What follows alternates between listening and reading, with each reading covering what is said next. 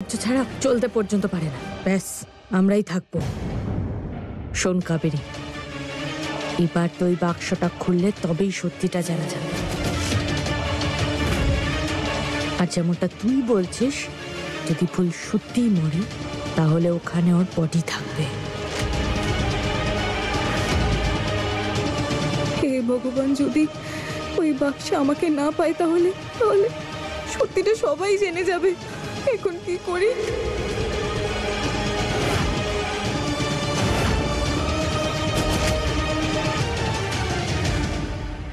কোনো মতেই সত্যিটা ছোট মাকে জানতে দিলে চলবে না। উনি যেন জানতে না পারেন যে আমি বেঁচে আছি।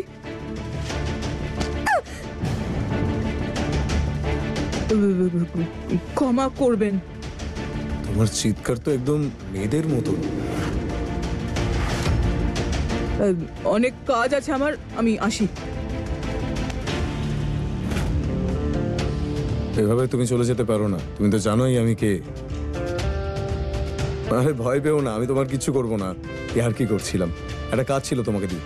ওই আমার স্ত্রী রয়েছে না ফুল, ওর জন্মদিন আছে।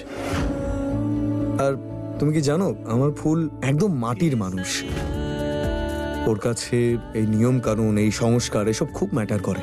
আমি ওর জন্য একটু স্পেশাল কিছু করতে চাই, যা ওর মন ছুঁয়ে যাবে। তুমিও তো গ্রামেই বড় হয়েছো, আর সেও। এই কারণেই ও বার্থডেটা প্ল্যান করার জন্য তোমার সাহায্য আমার চাই। আপনার মনে আছে? দারুণ ব্যাপার তো।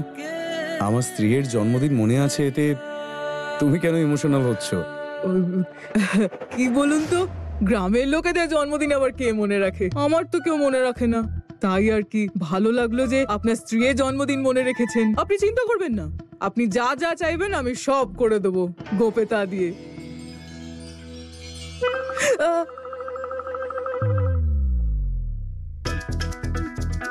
আশ্চর্য, তোমার হাতগুলো তো দেখছি একদম মেয়েদের মতন। এবার তুমি আমায় হেল্প করছো যখন, আমি কি করে পিছু হটতে পারি আমিও তোমায় হেল্প করব। কাল সকাল 6টার সময় আমরা দুজনে একসঙ্গে এক্সারসাইজ করব, ঠিক আছে? একটু খাওয়া দাওয়ার দিকেও নজর দাও। সকাল 6টার সময় মনে থাকে যেন।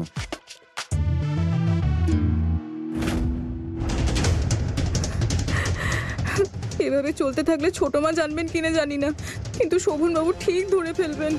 এখন কি করি? কাবেরীকে বাক্স আনার থেকে আটকাবো নাকি শোভনবাবু ক্লাস করব? যদি ছোট মা ওই বাক্সটা খুলে ফেলেন তাহলে আমার সত্যিটা উনি চোখের সামনেই দেখতে পাবেন।